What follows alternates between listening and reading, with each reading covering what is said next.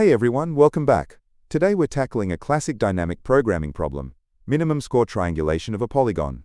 It sounds a bit intimidating with all the geometry terms, but don't worry, we'll break it down step by step into something much simpler. So here's the official problem description. The main idea is that we're given a list of numbers.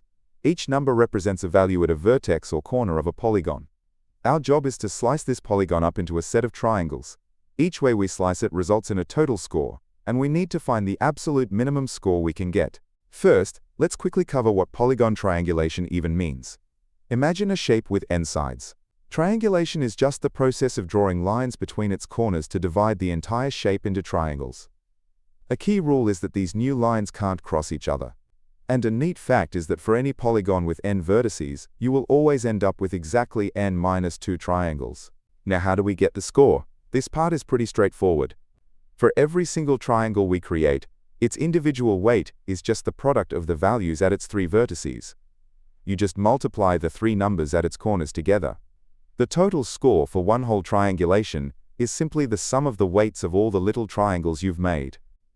Let's make this concrete with an example. Suppose our input values are 3, 7, 4 and 5. This forms a four-sided polygon. Since it has four vertices, we know from our rule that we'll end up with 4 minus 2, so exactly 2 triangles, no matter how we slice it. Okay, so how can we split this shape? One way is to draw a line connecting the vertex with value 7 to the one with value 5. This gives us 2 triangles.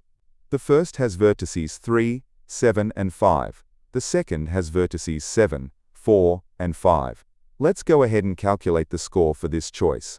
The score for the first triangle is 3 times 7 times 5, which is 105. The score for the second one is 7 times 4 times 5, which is 140. Adding them up gives us a total score of 245 for this particular triangulation. But wait, there's another way to do it. Instead of connecting 7 and 5, we could have connected the vertex with value 3 to the one with value 4. This also splits the shape into 2 different triangles, one with vertices 3, 7 and 4, and another with vertices 3, 4, and 5. Now let's calculate this new score. The first triangle is 3 times 7 times 4, which is 84. The second is 3 times 4 times 5, which is 60.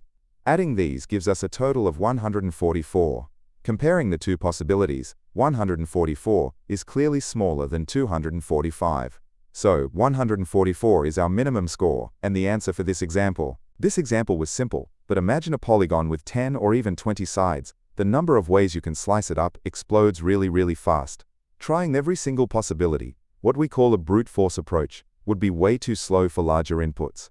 This is a big hint that we need a much smarter strategy. Just a quick heads up, we'll be walking through the solution using Python, but don't worry if that's not your main language. The logic is the most important part, and I'll be showing the full code for other popular languages like Java, C++, and JavaScript towards the end of the video. And that smarter strategy is dynamic programming. The key idea behind DP is to solve a big problem by breaking it into smaller, identical subproblems. We'll define a function. Let's call it DP of I and j. That will give us the minimum score to triangulate just the part of the polygon formed by the vertices from index I to index j. So how do we solve for the polygon from I to j? Well, we can pick any vertex k that's in between I and j to form a triangle. This triangle will have the vertices I, k and j as its corners. Once we've made that triangle, we're left with 2 smaller independent subproblems. We now need to find the minimum score for the polygon from I to k, and the minimum score for the one from k to j. This gives us a beautiful recursive formula. The total score, if we choose k as our third vertex, is the score of that new triangle, plus the minimum score for the left subproblem, plus the minimum score for the right subproblem. To find the overall best answer for the polygon from I to j, we just try every possible k in between and take the minimum result we find. Okay, here is the full Python code that implements this idea. It might look a little dense at first, but it directly follows the logic we just discussed. Let's break it down piece by piece so it's perfectly clear. First, we define our recursive function, dp, which takes the start and end indices, I and j. That line with the @ sign, LRU_cache, is a built-in Python decorator for memoization. It's just a fancy way of automatically storing the results of our function calls. So if we ever ask for the score of the same I and j again, It gives us the saved answer instantly instead of recomputing everything. This is what makes DP efficient. Every good recursive function needs a base case, a condition to stop. For us, if j is less than I plus 2, it means we have fewer than 3 vertices. You can't make a triangle, or even a polygon, with just 1 or 2 points, so the cost of triangulating a line or a point is 0. In this case, we just return 0 and stop the recursion for this path. This is the heart of the algorithm. We loop through every possible intermediate vertex k between our start I and end j. For each k, we calculate the score just like in our formula. The value at I times the value at k times the value at j, plus the result of the recursive call for the left part, plus the result for the right part. We keep track of the minimum score we find across all possible k's, and then return that minimum. Finally, to kick the whole process off, we make the first call to our DP function.